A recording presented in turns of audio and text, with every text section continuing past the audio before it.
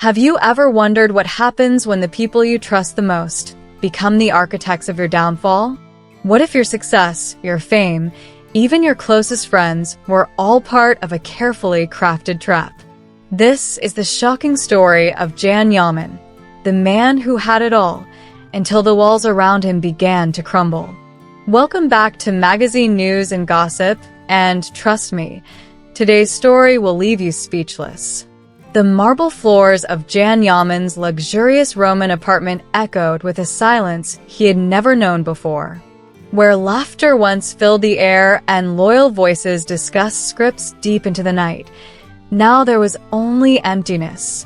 The man adored across continents, celebrated for his charisma and drive, was suddenly alone, staring at his phone, scrolling through names that once meant safety and friendship.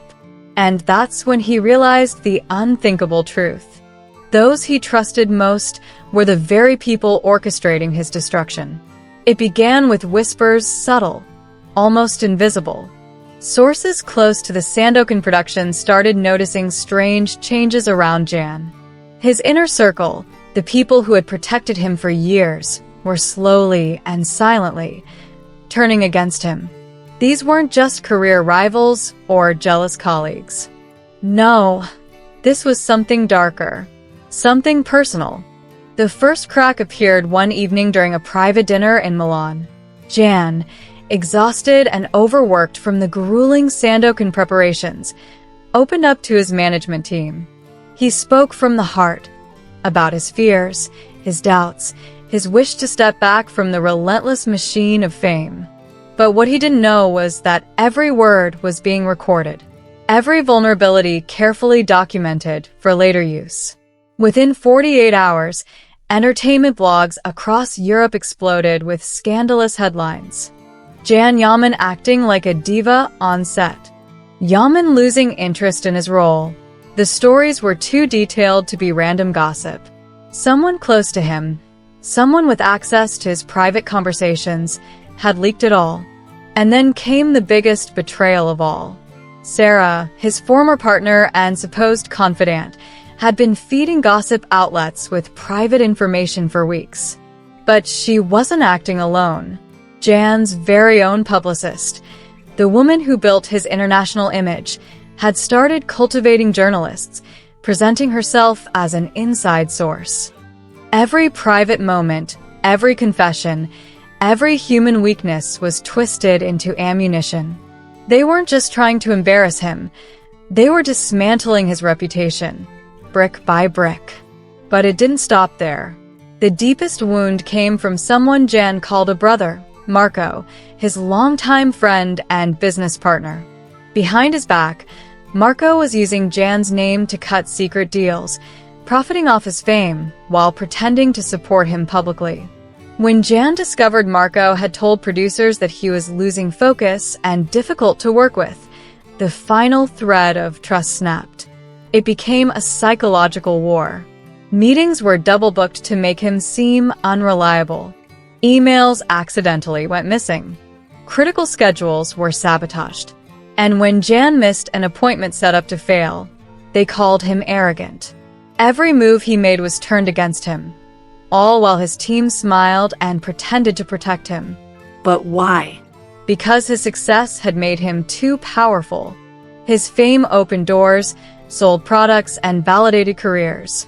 And once those around him had built their own empires using his name, they realized they no longer needed him. Worse, his presence had become an obstacle. The entertainment world can be ruthless. But what happened to Jan went beyond that. It was cold, calculated cruelty.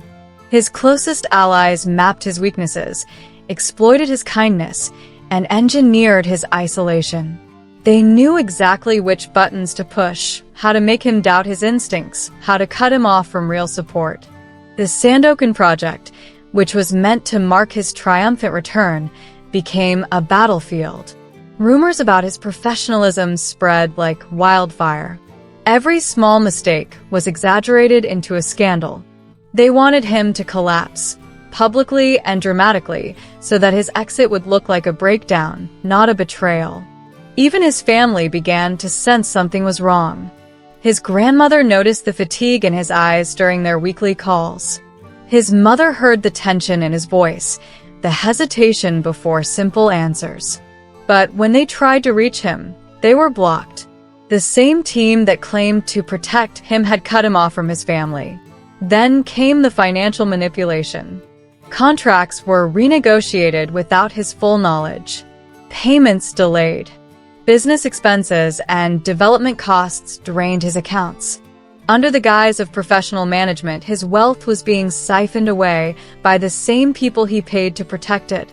And as if that wasn't enough, they weaponized social media. His official accounts, run by his team, started posting things that didn't sound like him. Fans noticed. Comments flooded in. Why does Jan sound so different lately? But when he tried to take control, he was locked out. His team claimed it was for security reasons. In reality, they wanted total control of his public image and his silence. The breaking point came during a private therapy session. Jan had been struggling with anxiety and depression, natural reactions to the immense betrayal he'd endured. But even that sacred space was violated. His assistant, the one person he still trusted, secretly shared details of his sessions with the press.